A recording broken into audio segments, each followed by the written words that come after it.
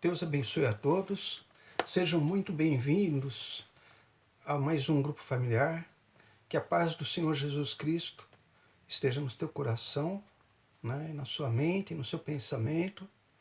Eu queria pedir para você abrir a sua Bíblia lá no livro, né, da 2 Coríntios, na verdade é uma carta, né? Segunda carta aos Coríntios, capítulo 10, versículo 4. Amém? Então, Paulo, lá no Novo Testamento, né, escreve, né, deixa escrito uma carta com uma orientação para os coríntios, né, para os habitantes da cidade de Corinto que tinham se convertido e constituíam a igreja. Né? Então, o que ele fala? Preste muita atenção.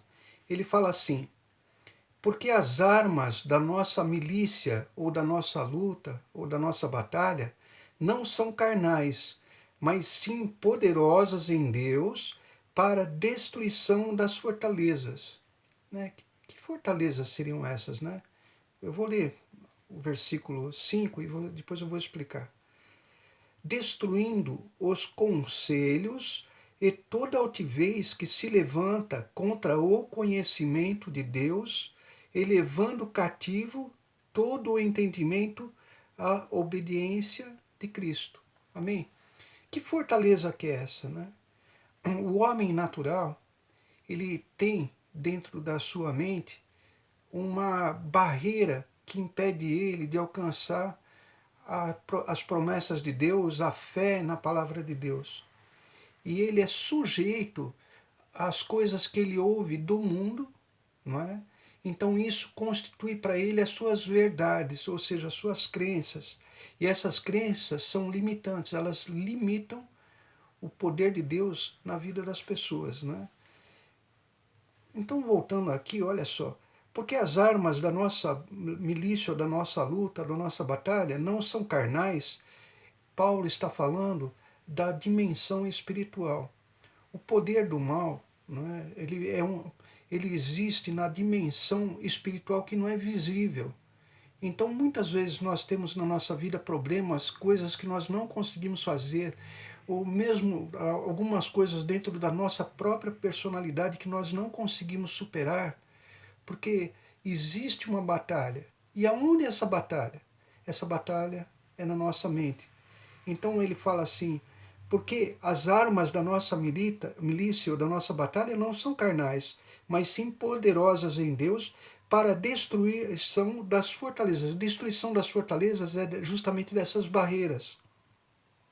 Destruindo, aqui no versículo 5 dá para entender muito bem isso, porque ele fala assim: destruindo os conselhos e toda altivez que se levanta contra o conhecimento de Deus, elevando cativo todo o entendimento à obediência de Cristo. Amém? Então, Paulo, quando ele fala que as armas, né, da nossa luta, elas não são carnais, mas poderosas em Deus, para destruir essas fortalezas, ele está se referindo ao poder que existe na palavra de Deus, ao poder do Espírito Santo que atua dentro de nós para tirar essas barreiras que impedem a gente de alcançar Deus. Amém? Muito bem.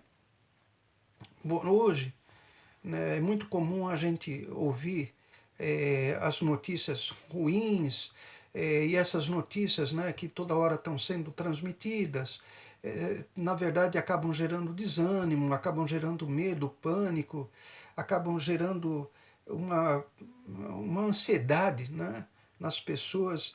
Então você vê que muitas pessoas, muitos homens de Deus, né, já dão mensagem para as pessoas tranquilizarem o coração e para se afastar das notícias. Né?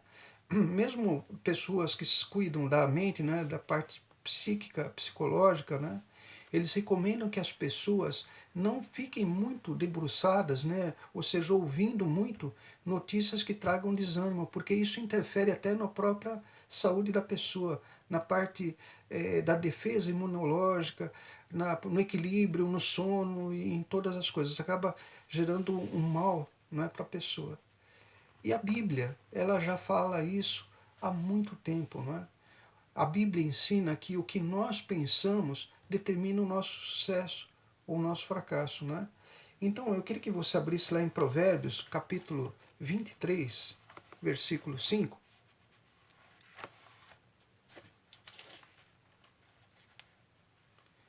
Livro de Provérbios, né? 23, 5.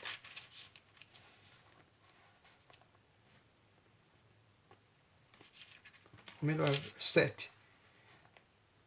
Está escrito assim, Provérbios 23, 7. Porque como imaginou na sua alma, ou no seu coração, ou na sua mente, assim é. Ele te dirá, come e bebe, mas o seu coração não estará contigo. Então, o que a pessoa imagina no seu coração, a Bíblia chama coração a nossa mente, não é? Na maioria das vezes, é aquilo que você imagina, aquilo que você pensa, você atrai. E isso vai acontecer. Amém? Deus, né, ele é um Deus que pensa coisas boas em nós, não é? Deus, ele tem os seus planos para nós e ele nos ensina a pensar como ele, não é? Então a palavra de Deus, ela tem os pensamentos de Deus. Os pensamentos de Deus, eles não têm a limitação que os pensamentos humanos têm. Amém? Por isso que o homem natural, a pessoa que não conhece a Bíblia, que não conhece o poder de Deus, ele não entende as coisas de Deus porque ele tem uma limitação, ele tem uma fortaleza que impede ele de alcançar as verdades espirituais. E nesse mesmo no livro de Provérbios, no capítulo 21, versículo 5, fala assim, ó: os pensamentos do diligente tendem à abundância, mas os do tolo, né, de todo o apressado, não, não somente, de todo apressado traz, né, somente a pobreza. O que quer dizer isso, né? Traduzindo assim numa linguagem mais simples, né? Uma pessoa que pensa, ela faz planos. E uma pessoa que tem os pensamentos firmes, as ideias dela são firmes, então ela tende à abundância. E uma pessoa apressada é aquela pessoa que não pensa antes de agir. É uma pessoa que não faz cálculos, uma pessoa que não se preocupa em se programar para as coisas que vai fazer. Quando a pessoa age assim, a falta de ter pensamento, né, a falta de ter pensamento sobre aquilo que ela quer, fazem com que ela não alcance aquilo que ela deseja. Por isso que quando fala assim, os pensamentos do diligente fazem, né, trazem a prosperidade, é porque o pensamento do diligente ele está em harmonia com o pensamento de Deus. Deus ele pensa coisas boas. Lá em Jeremias capítulo, é um texto bem conhecido, né? Jeremias 29,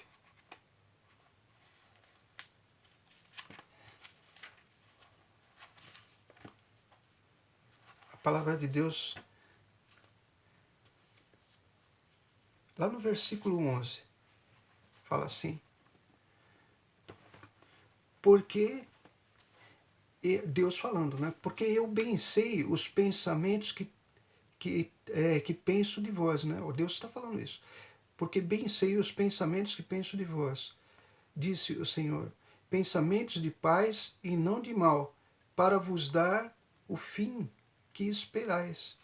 Então Deus, ele tem pensamentos de bem, de coisas boas, de paz, não é como está escrito aqui, né? Porque os meus pensamentos, né, são pensamentos de bem, né? São pensamentos de coisas boas. É isso que Deus nos ensina. Quando Deus fala assim, porque eu bem sei os pensamentos que penso de vós, ele está querendo dizer o seguinte: eu penso de vocês as melhores coisas, né? Diz o Senhor, pensamentos de paz e não de mal, para vos dar o fim que esperais. Então Deus ele projeta na nossa vida o pensamento dele. Amém? E nós precisamos entender isso. Nós precisamos pensar em coisas boas. Nós precisamos ter uma mente que tenha a condução da palavra de Deus. Amém? Também é um texto muito conhecido, né? A gente só vai ler bem por cima, mas Abraão, né? Nós sabemos que Abraão queria, né, a bênção de ter um filho, né?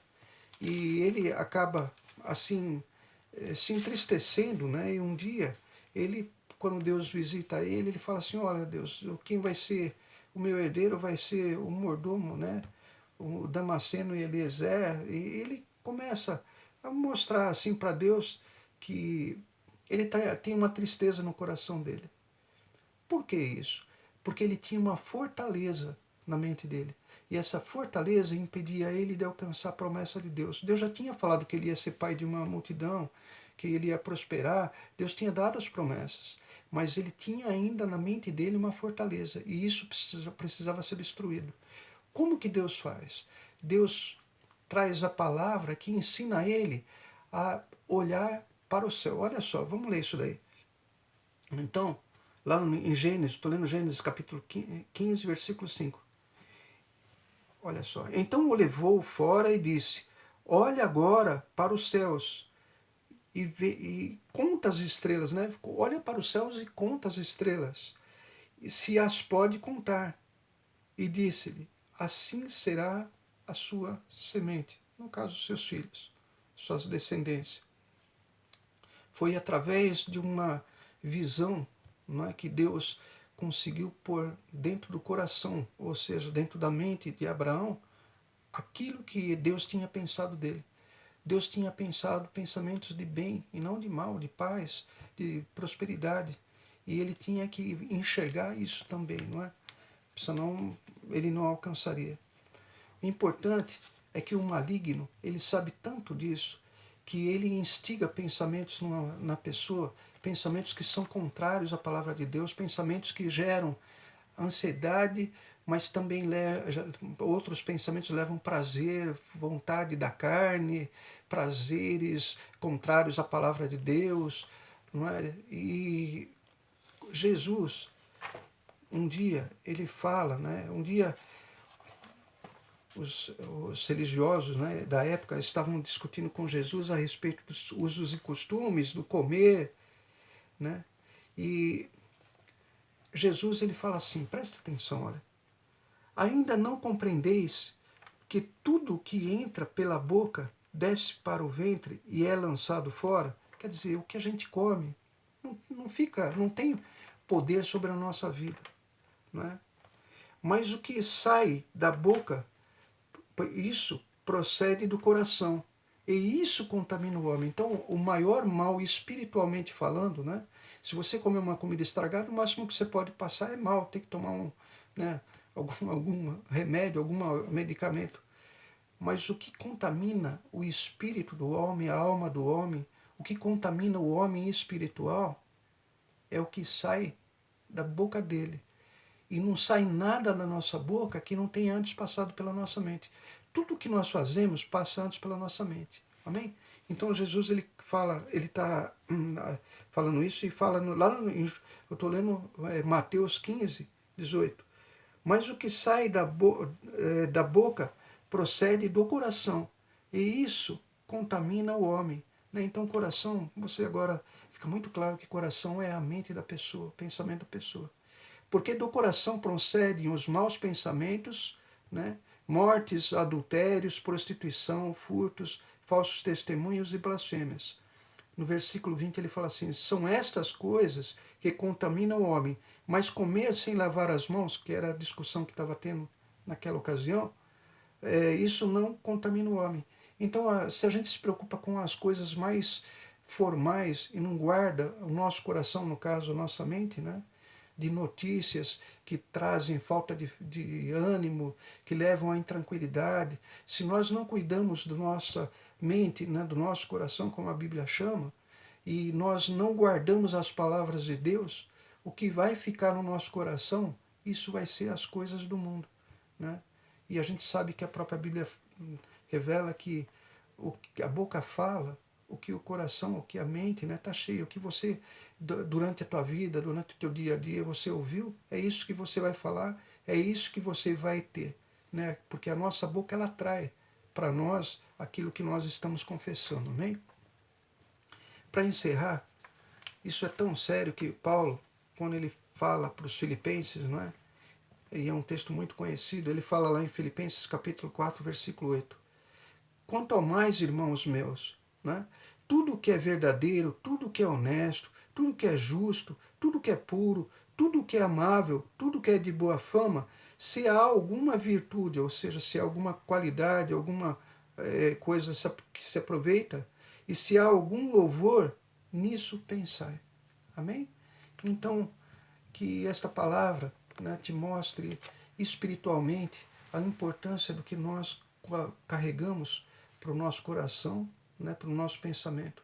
E nós temos que vigiar a nossa mente, porque a nossa mente ela tem que estar em harmonia, tem que coadunar, tem que estar ajustada com os pensamentos de Deus, para produzir em nossas vidas o que a palavra de Deus garante, né, o que a palavra de Deus promete. Amém? Então, eu queria pedir para você baixar sua cabeça, fechar os seus olhos. Senhor Deus e Pai, em nome de Jesus, que esta palavra, meu Pai, venha ao encontro de todos aqueles que têm a sua vida, meu Pai, atribulada por pensamentos, que nós possamos, meu Pai, entender que a Tua vontade para conosco é a melhor possível, mas nós também precisamos receber, meu Pai, assim como o Senhor ensinou a Abraão, né? Receber os Teus pensamentos, tirar toda a fortaleza, todas as barreiras que se levantam contra o conhecimento da Tua palavra. Pai querido, ainda continuando na nossa oração, na nossa quarentena, nós apresentamos todos os profissionais de saúde, as autoridades, o nosso presidente, os nossos governadores, os nossos prefeitos, todas as autoridades, meu Pai, os profissionais da saúde, os militares, meu Pai, todos aqueles que estão envolvidos hoje, meu Pai, com a segurança, meu Pai, com o abastecimento, os motoristas, os que trabalham em setores de abastecimento, meu Pai. Os alcance com teu poder. Em nome de Jesus Cristo. E você que crê, fala. Amém e graças a Deus. Deus abençoe a todos e até no próximo domingo, às 10 horas da manhã, com mais um culto, né, virtual. Em nome de Jesus.